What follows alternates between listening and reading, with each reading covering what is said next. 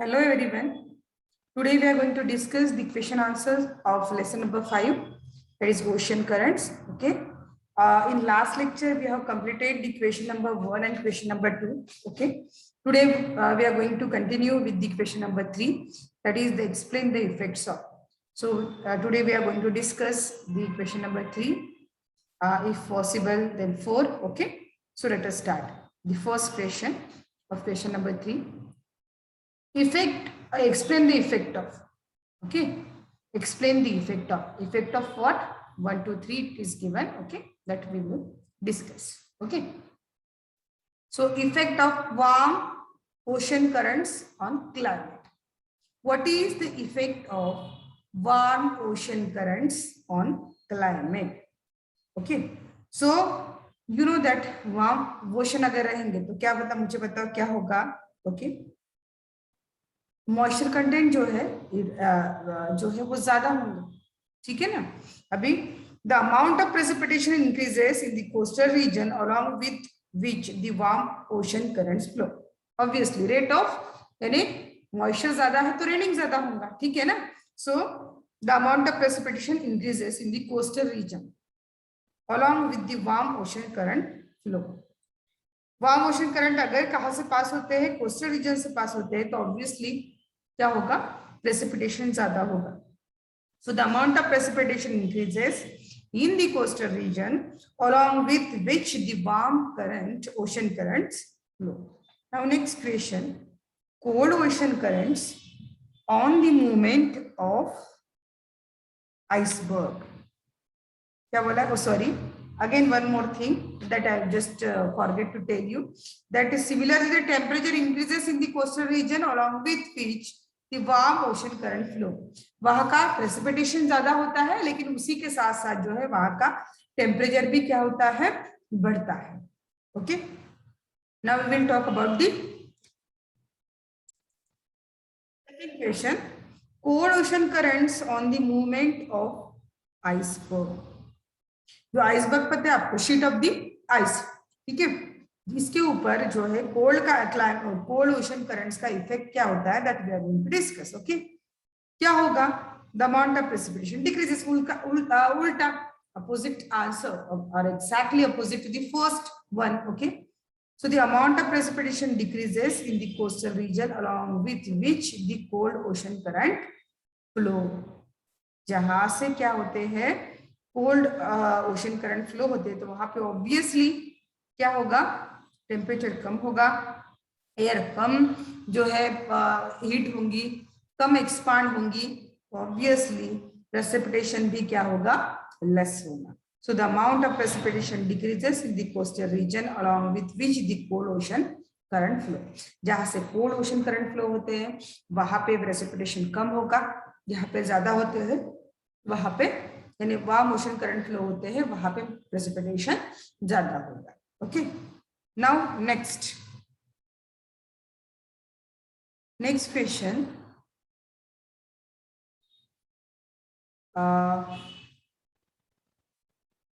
yes, 1 minute. I have told you the answer of cold ocean currents on the climate. Actually it is not there in your textbook, but even though I have told you this answer, that second one was not the cold ocean current on the movement of the iceberg, that was on the cold ocean current on the climate। जैसे हमने warm ocean current का जो effect climate के ऊपर अगर देखा तो वहां पे क्या होगा? प्रेसिपिटेशन ज्यादा होगा। अगर वार्म ओशन करंट पास ना होते हुए अगर कोल्ड ओशन करंट अगर पास होते हैं तो प्रेसिपिटेशन लेस होगा। Now second one, cold ocean current on the movement of the iceberg. Iceberg की मूवमेंट पे कोल्ड ओशन करंट का क्या जो है वो इफेक्ट होगा, वो देखेंगे, ठीक है। So due to cold ocean currents icebergs are moved away from the polar region। Please just keep this in your mind। Okay, due to cold ocean currents icebergs are moved away from the polar region।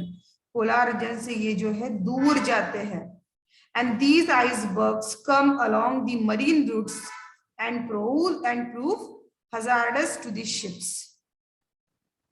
ये iceberg अगर marine roots के बीच में आते हैं, जैसे ship जा रही है और वहां पे ये आइसबर्ग है, तो क्या होगा, may be accident will happen there and it is hazardous to the ships. Okay, now next question, the shape of the coastline on the ocean currents. The shape of coastline on the ocean current. जो coast का shape होता है, coast line का जो shape होता है, उसका effect ocean currents पे क्या होगा, that we are going to discuss. Shape of the coast line on the ocean current, ठीक है, जो आप कोस्ट लाइन का जो शेप है उसका इंपैक्ट ओशन करंट पे क्या गिरेगा, that we are going to discuss. The extended parts of coastline acts as an obstacle for the ocean current. Obviously, जैसे आइसबर्ग जो है ऑब्स्टेकल बनता है ओशन करंट का, वैसे ही जो एक्सटेंड पार्ट है कोस्टल लाइन का, it will also act as a barrier, okay, for the ocean currents, and the extend parts of the coast line alters the direction and the velocity of the ocean currents. उसी के साथ साथ ये direction को भी, for example कि यहाँ पे जो है ऑब्स्टेकल है, आपकी कार क्या करेगी, इस ऑब्स्टेकल आपको देख रही है, इसको ना देखते हुए, तो ऑब्वियसली क्या होगा, उसका डायरेक्शन भी चेंज हो सकता है, वेलोसिटी तो चेंज होगी, स्पीड तो कम होती है जब बीच तो उसकी जो है स्पीड जो है वो तो कम होगी, वेलोसिटी कम होगी, ठीक है, तो ये भी एक इंपैक्ट होता है। तो that we have discuss that the extended part of the coast line acts as an obstacle for the ocean current, एक तो डिस्टर्बेंसेस क्रिएट करेगा, और दूसरी बात डायरेक्शन और ओशन करंट की डायरेक्शन और वेलोसिटी को चेंज करेगा। Okay, now next one, meeting of warm and cold ocean currents. जब वार्म और कोल्ड ओशन करंट मीट होते हैं, तो मैंने पहले आपको दो कंडीशन, अच्छी कंडीशन बताई कि वहां पे एक तो फिश ग्रो होते हैं, फिशिंग ग्राउंड अच्छा होता है, यानी फिश वहां पे प्रॉपरली ग्रो होते हैं, बहुत अच्छे से ग्रो होते हैं, और दूसरी बात जो है, जहाँ पे वार्म करंट और कोल्ड ओशन करंट मिलते हैं, वहां पे जो है डेंस फॉग भी क्या होता है, डेवलप होता है, ठीक है, तो उसकी वजह से जो है डिस्टर्बेंसेस भी होती है, ट्रांसपोर्टेशन, ठीक है। तो let us know, dense fog is found in the meeting point of the warm and ocean currents. Algae, plankton, etc. is the food of the fish which grow there, okay, in the large quantity. देखो ये जो है warm ocean current और जो cold ocean current है, यहाँ पे पानी, मुझे बताओ कि अगर वार्म ओशन करंट है तो पानी गर्म होगा, कोल्ड है तो ठंडा होगा, लेकिन जब वो मिक्स होगा तो ऑब्वियसली वो पानी गुनगुना होगा। तो ये जो जहाँ पे ये पॉइंट, यहाँ पे कोल्ड ओशन करंट और वार्म ओशन करंट जब मिलते हैं, तो ऑब्वियसली ये जो रीजन है वो प्लैंकटन के लिए, एक्वेटिक प्लांट्स के लिए, जैसे अलगी वगैरह हो गया, उसकी ग्रोथ के लिए बहुत ही अच्छा रहता है। और it is, and you knows that the aquatic plankton and the algae, okay, is the food of the fish. So as the abundant quantity, okay, as the food is available, is abundant quantity in this region where the warm ocean currents and cold ocean current meets, okay, so obviously fishes की quantity भी वहां पे ज्यादा होगी, food ज्यादा है, food supply ज्यादा है, तो फिश भी क्या होंगी, हेल्दी होंगी, क्योंकि उनको खाने के लिए न्यूट्रिएंट जो है वो प्रॉपर मिलेंगे, ठीक है। तो यहाँ पे फिश जो है वो प्रॉपरली ग्रो होगी, and you know that feed, algae and plankton is the food of fish, fish is food of ours, है ना, हम डिपेंडेंट है कि नहीं, उसी को तो फूड चेन बोलते हैं, ठीक है। Now next one, fish come in these areas on a large scale and breed, therefore extensive fishing grounds are found in these areas where the warm and cold ocean currents meet, obviously। अभी पता है कि एक बहुत suitable आपको environment दिया जाए, ठीक है, और एकदम हार्श एनवायरमेंट दिया जाए, और आपको बोले कि आपको सिलेक्ट करना है where you have to go, where you will go, तो आपको ऐसा एक रूम दे दिया गया है जहाँ पे फैन अवेलेबल नहीं है, उसी के साथ साथ जो है प्रॉपर रूम भी नहीं है, प्रॉपर जो भी आपको फेवरेबल कंडीशंस चाहिए वहां पे रहने के लिए, यानी सारी फैसिलिटीज वहां पे अवेलेबल नहीं है, और एक रूम बहुत ही वेल फैसिलिटीज वहां पे अवेलेबल है, ठीक है, वेल इक्विप्ड है, तो आपको चॉइस दी गई है कि आप कौन से रूम में जाएंगे, इधर जाएंगे जहाँ पे कुछ भी फैसिलिटीज अवेलेबल नहीं है, और या दूसरी रूम प्रीफर करेंगे जिसमें बहुत सारी फैसिलिटीज अवेलेबल है, वेल इक्विप्ड है, ठीक है वो रूम। तो obviously you will choice the second room, जो वेल इक्विप्ड है और उसके साथ साथ फैसिलिटीज भी अवेलेबल है बहुत सारी। तो वैसे ही है कि जहाँ पे खाना भी, यहाँ पे प्लैंकटन और अलगी लार्ज क्वांटिटी में अवेलेबल है, उसी के साथ साथ जो है ये फिशिंग ग्राउंड भी है, ठीक है ना। तो यहाँ इस एरियाज में जहाँ पे वार्म ओशन करंट और कोल्ड ओशन करंट मिलते हैं, it acts as a best ground for breeding for the fishes, ठीक है। ये गुड फिशिंग जो ब्रीडिंग ग्राउंड है फिशेस का, ठीक है। Now next,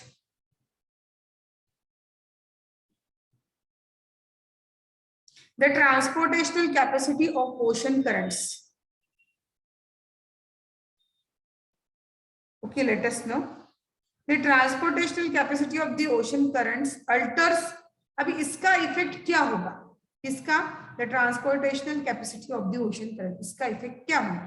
The transportational capacity of ocean currents alters the amount of precipitation and temperature in the coastal regions along with which they flow. अभी ये जो ओशन करंट्स है, आपको पता है कि ओशन करंट्स की वजह से जो है वहां का जो है प्रेसिपिटेशन है और टेम्परेचर उस पर्टिकुलर कोस्टल रीजन का वो डिटरमाइन होता है कि कितना टेम्परेचर ज्यादा है तो प्रेसिपिटेशन ज्यादा होगा, टेम्परेचर कम है तो प्रेसिपिटेशन कम होगा। तो इसका इनडायरेक्ट डायरेक्टली ये जो इम्पैक्ट होता है किसका, ओशन करंट का, वो प्रेसिपिटेशन और टेम्परेचर जो कोस्टल रीजन का टेम्परेचर है उसके ऊपर होता है। Okay, so the transportation capacity of the ocean currents alters, क्या चेंज करती है, अल्टर यानी चेंज करना, changes the amount of precipitation and temperature in the coastal region along with which they flow. मैंने just now told you, अगर cold ocean currents अगर पास होते हैं तो precipitation होगा, अगर warm ocean current पास होते हैं तो higher precipitation होगा। Get it? Now let's see. Next one, it is the last question. Deep ocean currents.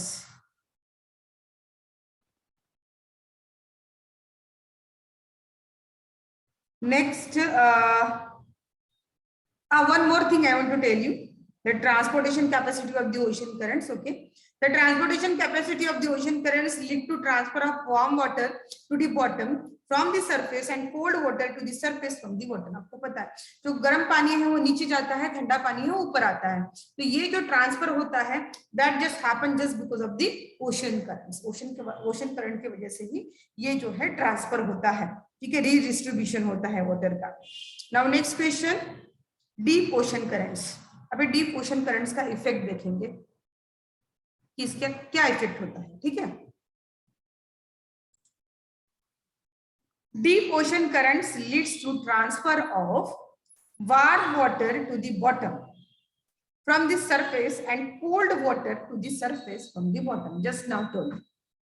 Ocean current का जो है वो फंक्शन क्या है, तो डीप ओशन करंट का फंक्शन क्या है, deep ocean current leads to transfer of what, transfer of warm water to the bottom. ऊपर का पानी जो गर्म है वो नीचे आता है बॉटम में, और बॉटम का जो ठंडा पानी है वो सरफेस के ऊपर आता है, ठीक है ना, गर्म होने के लिए। तो ये जो शिफ्टिंग होता है that just happen just because of the deep ocean currents. So deep ocean currents leads to transfer of warm water to the bottom from the surface and cold water to the surface from the bottom.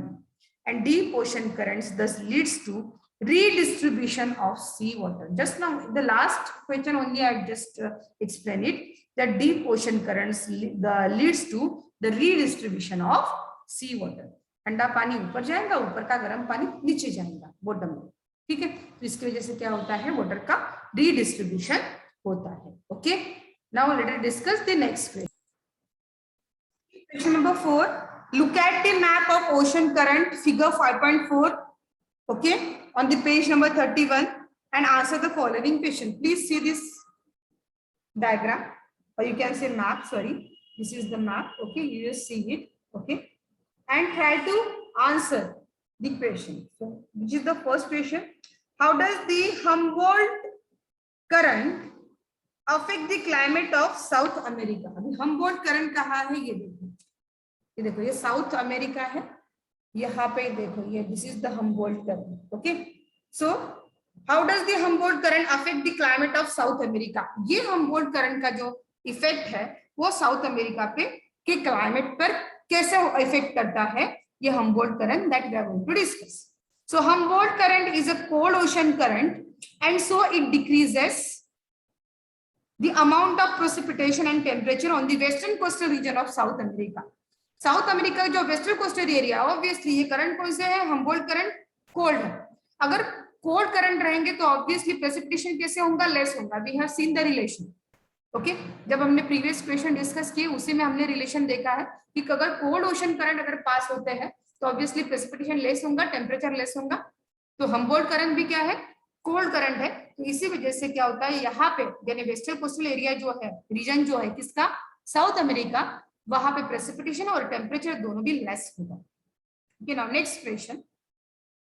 In which oceans are counter equatorial currents not observe and why? ठीक है, अभी यहाँ पे आप देखेंगे कि यहाँ पे ये बीच में देखो इक्वेटोरियल रीजन पे काउंटर इक्वेटोरियल करंट्स दिख रहे हैं. यू कैन सी हियर, मैंने अंडरलाइन किया है ब्लैक पेन से, you can see here.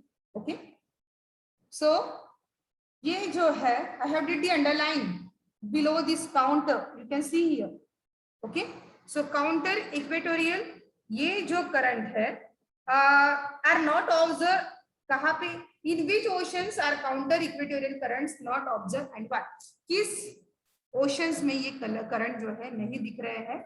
So counter ocean currents, sorry, counter equatorial ocean currents are not observed in Arctic Ocean and Southern Ocean. You can see here the Arctic Ocean and ये देखिए ऊपर वाला हिस्सा, वहां पे आपको ये करंट्स नहीं दिखाई देंगे. As well as in the southern ocean, अभी आप सदर्न ओशन को देखेंगे तो वहां पे भी आपको ये करंट्स नहीं दिखाई देते. And these oceans currents are located near the polar region. Usually ये जो आपको मिलेंगे, okay, these oceans, okay, sorry, कौन से oceans, Arctic Ocean and Southern Ocean. If you look here, ये है Arctic Ocean और ये Southern Ocean. ये देखो ये ऊपर का जो है Arctic Ocean है और नीचे का जो है वो Southern Ocean है. ये दोनों देखो पोलर रीजन में है और आपको ये करंट कहाँ पे दिख रहे हैं, इक्वेटोरियल रीजन पे.